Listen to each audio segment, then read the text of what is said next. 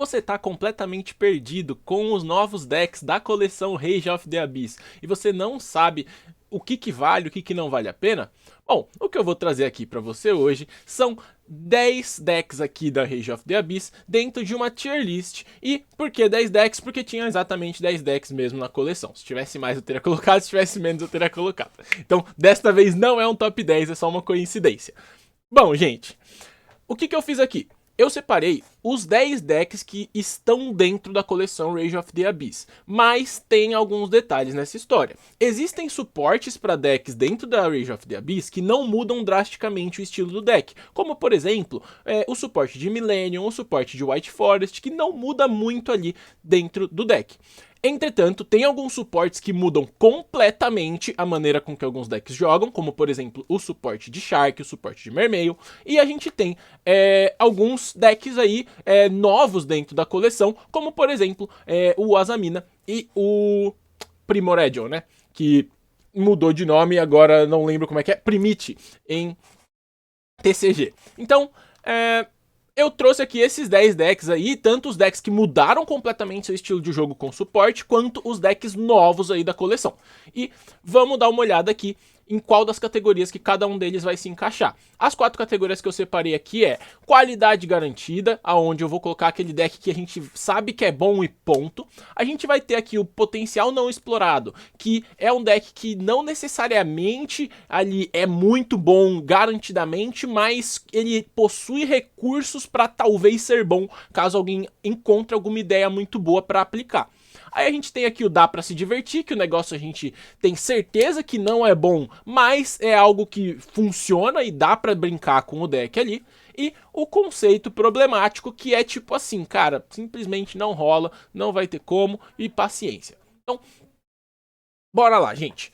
Primeiro, a gente tem aqui o deck de Shark. O deck de Shark, ele recebeu aí alguns suportes bem relevantes. O principal monstro aqui, que é o Surfacing Big Jaws, que ele vira ali um card combo, então bem interessante. Entretanto, eu acho que ele não passa do dá pra se divertir aí.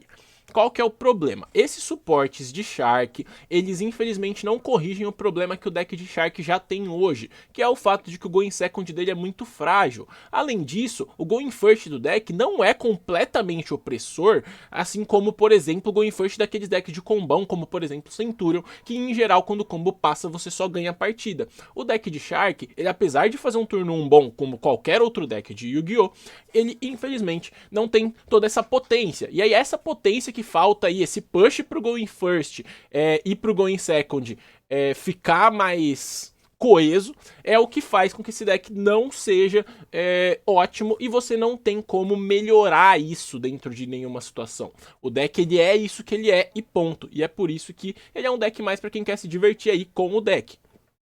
Aí a gente tem o suporte aqui de Mermail, que eu coloquei aqui o Poseidra como um exemplo, mas a gente teve bastante carta, né? A gente teve 2 monstros de main deck extremamente relevantes e 2 monstros de extra deck extremamente relevantes, além da gente ter uma spell que também faz bastante sentido pro deck. E é por esse motivo que eu vou colocar ele aqui no qualidade garantida, porque esse sim foi um suporte que vai mudar completamente a maneira que o Mermail joga, e esse suporte ele vai fazer com que o deck seja muito melhor. Muito melhor quanto? Cara, infinitamente melhor. O deck de Mermail era completamente inviável e hoje ele vai ali poder figurar como um deck de combão viável dentro do jogo. A gente tem agora uma consistência muito maior com essas cartas novas, além da gente ter novas linhas de combo extremamente eficientes que conseguem jogar em volta de muitas coisas e é por isso que ele é eficiente.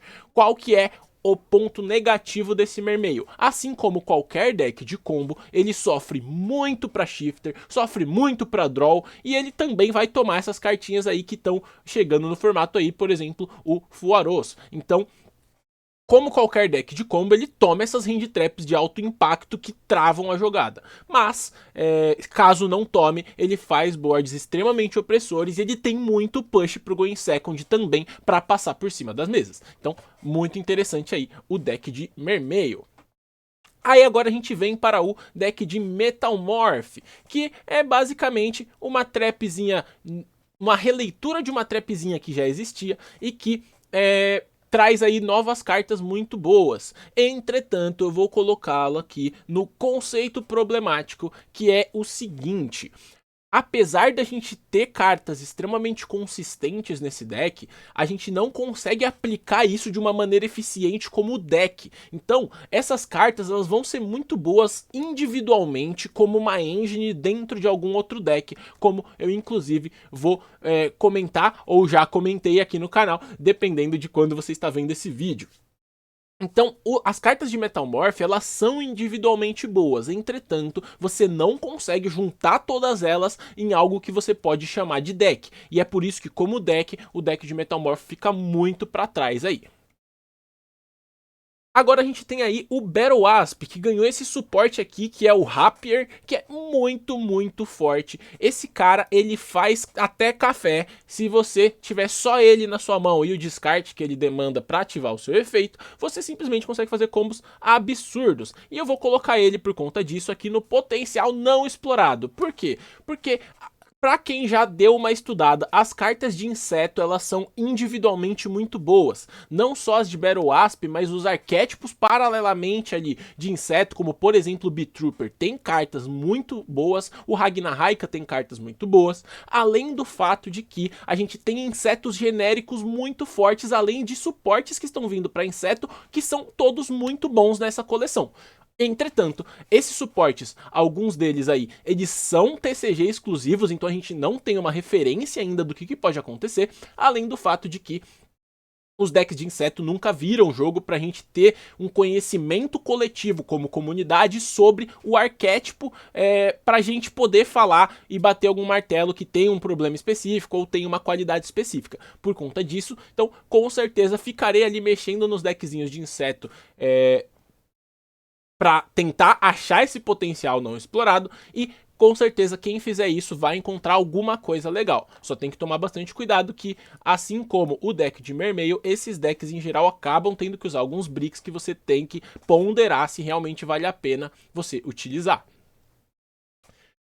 Aqui agora o quinto deck que a gente vai ter é o deck de Primite, que o principal monstro aí, na verdade o principal e o único, é o Primite Imperial Dragon. E é exatamente por esse último fator que eu falei que eu vou colocar ele aqui no conceito problemático, porque é um deck que tem poucas cartas. Apesar de você ter um número ok de cartas ali, ficar num conceito parecido com o do Tenpai, de você ter uma quantidade de cartas reduzida e ter bastante espaço para tech, essas cartas, elas infelizmente, elas não funcionam por conta própria de uma maneira eficiente. Você até consegue aplicar os efeitos dessas cartas, mas como deck, isso acaba não sendo o bastante e provavelmente a gente vai ficar limitado a utilizar isso como engine em algum deck que consiga se aproveitar de Normal Monsters. O Primite, ele consegue ser muito eficiente como suporte para algum deck que utilize Normal Monster. Entretanto, como arquétipo principal, ele acaba deixando por desejar, porque você não tem muito o que fazer com as cartas de Primite. Elas interagem muito bem com o oponente, elas adicionam cartas com alguma eficiência, entretanto elas não possuem postura ali de combo de turno 1, que é o que o Yu-Gi-Oh! Hoje em dia demanda. Então Primite aí tem um conceito bastante problemático como deck, entretanto, tal qual o Metal Morph, vai funcionar como engine em muitas situações. E isso também vale para o Azamina, que é o sexto deck dessa lista aqui. O Azamina que também não vai conseguir funcionar como deck, e por conta disso eu vou colocar ele aqui eu vou colocar ele no potencial não explorado, como em respeito ao fato de que o Azamina é muito forte como engine. Se você jogar o Azamina ali dentro do seu Snake Eye, isso vai ser completamente absurdo. Se você jogar o seu Azamina no meio de qualquer deck, você consegue garantir Omni Negates e Corpus na mesa, o que acaba sendo muito eficiente para o Azamina. Entretanto, como deck, a gente não sabe se isso aqui vai aguentar a pressão de ter como estratégia principal a utilização desses monstros. A gente tem monstros bons de Azamina e as cartas de Sinful Spoils, que de fato são do arquétipo também, elas não deixam a desejar e elas possuem efeitos muito bons. Entretanto, será que utilizar ali uma Wanted com uma bruxa, uma Original com um levelzinho de fogo só pra você fazer alguma linha de combo, será que isso vai ser o bastante pra você poder chamar de deck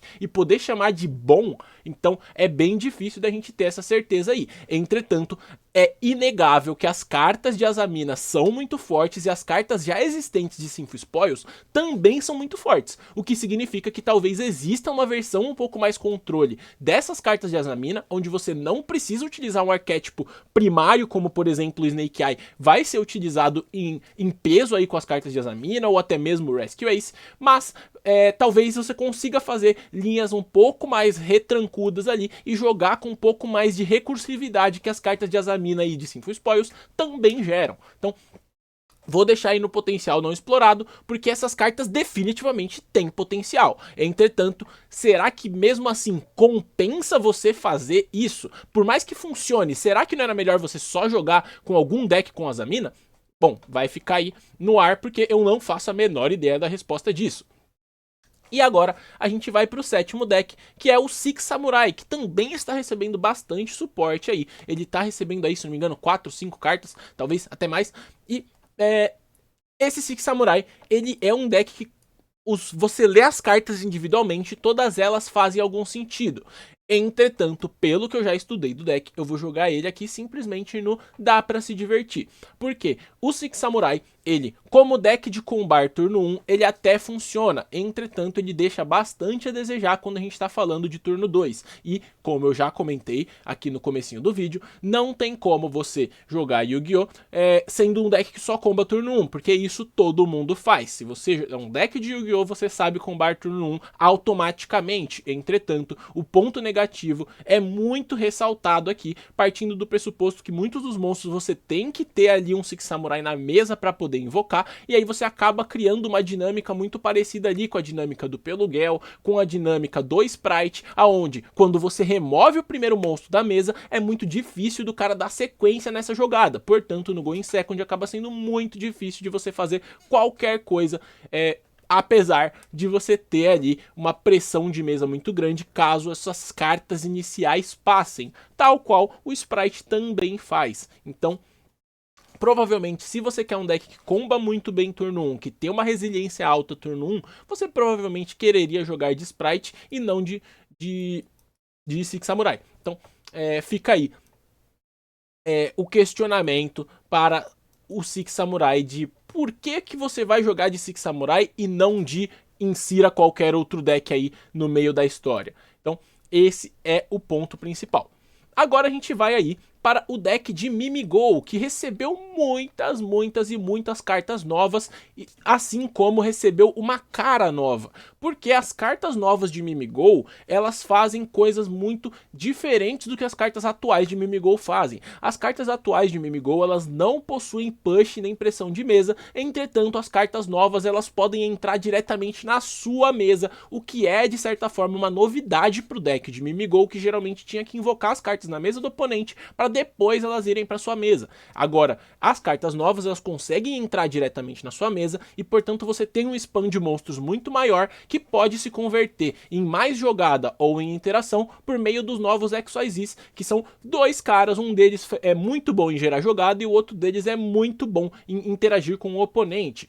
Ambos são do próprio arquétipo do Mimigol e ambos são bastante eficientes. E é por conta disso que eu vou jogar eles aqui no potencial não explorado. Por que não explorado? Porque essas cartas foram anunciadas muito recentemente e elas são exclusivas do TCG, o que significa que a gente não tem uma referência para saber o que o Mimigol pode apresentar de qualidade pra gente. O deck de Mimigol ele consegue utilizar algumas cartas com muita eficiência, como por exemplo o Talent, o Trust, que são cartas muito fortes aí e que dão uma presença muito grande pro deck, tanto no turno 1 quanto no turno 2, garantindo que você vai conseguir ativar, além de que as cartas de Mimigol são boas. Agora, o conjunto disso, a gente ainda não sabe como vai ser.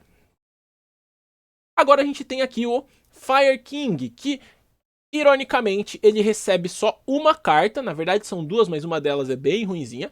Ele recebe praticamente só uma carta, mas essa carta muda completamente a dinâmica do deck, porque essa carta ela tem dois efeitos muito fortes e ela é uma Trioff garantida dentro do deck, fazendo com que o Fire King, que é um deck que não existia até então, ele vai ser um deck que vai passar a existir, a gente vai ter o Fire King puro como uma opção.